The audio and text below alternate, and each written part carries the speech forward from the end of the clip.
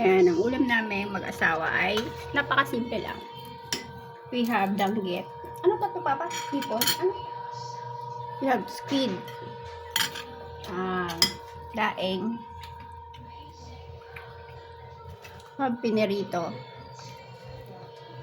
Of course, we have toyo na may suka, na may sili, madami. Ayan, sa kanya magkaiba kami ng sausawan kasi magkaiba kami ng taste. Pero all these things are prepared by my husband. So, ganun siya nagbago na daw siya.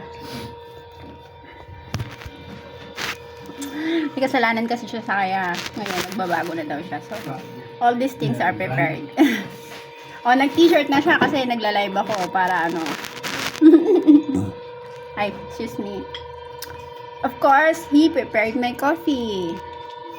Yan, araw-araw niya ginagawa. Every 3 hours niya ako tinitimpla ng kape. Ganyan ba jowa mo?